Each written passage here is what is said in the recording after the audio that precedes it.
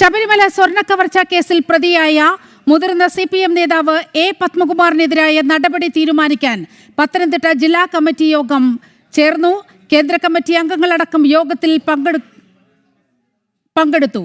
പത്മകുമാറിനെതിരെ കടുത്ത നടപടി ഉണ്ടായിട്ടില്ല. അതേസമയം നടപടി വന്നാൽ പലതും തുറന്നു പറയാനുള്ള ഒരുക്കത്തിലാണ് പത്മകുമാർ. വിവരങ്ങളുമായി മിഥുൻ മുരളിയാണ് ചേരുന്നത്. മിഥുൻ, പത്തനംതിട്ട ജില്ലാ കമ്മിറ്റി യോഗം അവസാനിച്ചിരിക്കുന്നു. സസ്പെൻഷനിൽ ഒതുക്കിയിരിക്കുകയാണ് പത്മകുമാറിനെതിരായ നടപടി. ഈ നടപടി ഇത്ര ലഘുവായതിന് പിന്നിൽ എന്താണ്? പത്മകുമാറിന്റെ ഭീഷണി വിലപ്പോയോ?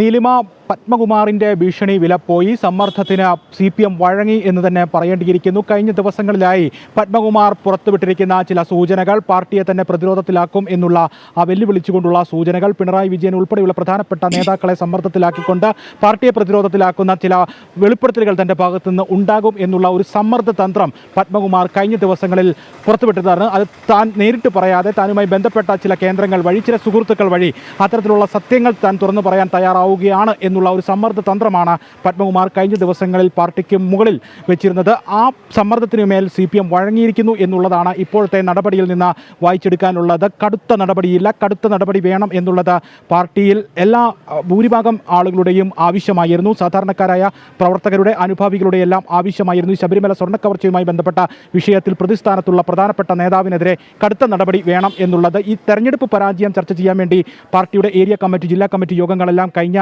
നാളുകളിൽ ചേർന്നതാണ്. ഈ യോഗങ്ങളിലെല്ലാം ആവശ്യമുയർന്നത് കടുത്ത നടപടി പാർട്ടിയുടെ അന്തസ്സിന് തന്നെ, അല്ലെങ്കിൽ ഈ തെരഞ്ഞെടുപ്പ് പരാജയത്തിന് തന്നെ വലിയ പ്രഹരമേൽപ്പിച്ച ഈ വിഷയത്തിൽ ഉണ്ടാകണം പ്രതിസ്ഥാനത്തുള്ള വ്യക്തിക്കെതിരെ എന്നുള്ളതായിരുന്നു. പക്ഷേ ആ നേതാവിനെതിരെ കടുത്ത നടപടിയിലേക്ക് കടന്നിട്ടില്ല.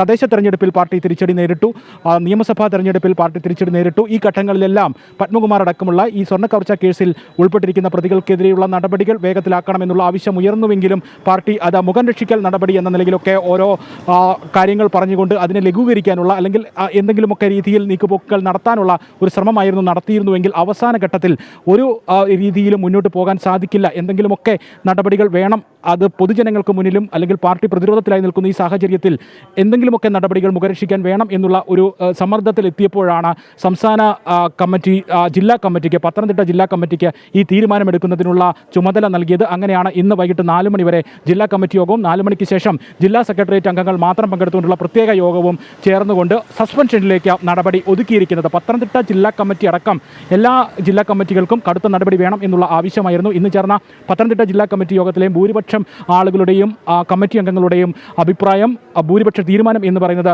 പത്മകുമാറിനെതിരെ കടുത്ത നടപടി കൂടിയേ തീരൂ എന്നുള്ളതായിരുന്നു. പക്ഷേ ആ ഒരു തീരുമാനത്തെ സംസ്ഥാന കമ്മിറ്റി പ്രതിനിധികൾ അട്ടിമറിച്ചുകൊണ്ട് കടുത്ത തീരുമാനത്തിലേക്ക് കടക്കേണ്ട, സസ്പെൻഷൻ മാത്രം മതി എന്നുള്ള ഒരു ഏകപക്ഷീയമായിട്ടുള്ള നിലപാടിലേക്ക്, തീരുമാനത്തിലേക്ക് എത്തുകയായിരുന്നു. ഇതിൽ പിന്നിലേക്ക് എത്തിച്ചേർന്ന പ്രധാനപ്പെട്ട വസ്തുതകൾ എന്ന് പറയുന്നത് കഴിഞ്ഞ ദിവസം പത്മകുമാർ പുറത്തുവിട്ടിരിക്കുന്ന പാർട്ടിയെ വെല്ലുവിളിച്ചുകൊണ്ട് അല്ലെങ്കിൽ സമ്മർദ്ദത്തിലാക്കിക്കൊണ്ട് പത്മകുമാർ മുന്നോട്ട് വെച്ച ചില കാര്യങ്ങളാണ്. ശബരിമല സ്ത്രീ പ്രവേശന വിഷയവുമായി ബന്ധപ്പെട്ട് പിണറായി വിജയൻ്റെ ഓഫീസടക്കം എങ്ങനെയാണ് പ്രവർത്തിച്ചത്, തന്നെ അവിടെ നിന്ന് മനഃപൂർവ്വമായി ശബരിമല സന്നിധാനത്ത് നിന്ന് നീക്കം ചെയ്തു. പിണറായി വിജയൻ്റെ, മുഖ്യമന്ത്രിയുടെ ഓഫീസടക്കം കൃത്യമായി ഇടപെടലുകൾ സ്ത്രീ പ്രവേശനത്തിൽ നടത്തിയിട്ടുണ്ട് എന്നടക്കമുള്ള കാര്യങ്ങൾ പുറത്തു വരാനിരിക്കുന്നു. തനിക്ക് ചില സത്യങ്ങൾ തുറന്നു പറയാനുണ്ട്, താൻ ആത്മകഥ എഴുതും. ഇങ്ങനെ വിവിധ തരത്തിലുള്ള സമ്മർദ്ദങ്ങളാണ് പാർട്ടിക്ക് മുന്നിലേക്ക് പത്മകുമാർ വെച്ചത്. വരും ദിവസങ്ങളിൽ അത് കേരളം ചർച്ച ചെയ്യുന്ന, CPM-നെ വലിയ രീതിയിൽ പ്രതിരോധത്തിലാക്കുന്ന, പ്രതിക്കൂട്ടിലാക്കുന്ന സംഭവവികാസങ്ങൾ ഉണ്ടായേക്കും. വലിയ പൊട്ടിത്തെറികൾ സംഭവിക്കും പാർട്ടിക്കുള്ളിൽ, ആ നേതാക്കൾക്കെതിരെ ഉണ്ടാകും എന്നുള്ള സൂചനകളാണ് പത്മകുമാറിൻ്റെ ഭാഗത്തു നിന്ന് ഈ കഴിഞ്ഞ ദിവസങ്ങളിൽ പത്മകുമാറുമായി ബന്ധപ്പെട്ട കേന്ദ്രങ്ങൾ വഴി അദ്ദേഹം പുറത്തേക്ക് വിട്ടത്. ആ ഒരു സമ്മർദ്ദത്തിനാണ് ഇപ്പോൾ പാർട്ടി വഴങ്ങിയിരിക്കുന്നത്, സസ്പെൻഷനിൽ മാത്രം ഒതുങ്ങിയിരിക്കുന്നത്. ഇനി കൂടുതൽ കടുത്ത നടപടികളിലേക്ക് കടന്നാൽ അത് പാർട്ടിയെ കൂടുതൽ പ്രതിരോധത്തിലാക്കാൻ കാരണമാകും എന്നുള്ള അങ്ങനെ ഒരു പ്രതിരോധത്തിലേക്ക് നീങ്ങാൻ ഇപ്പോൾ CPM-ന്റെ ആരോഗ്യം അനുവദിക്കില്ല.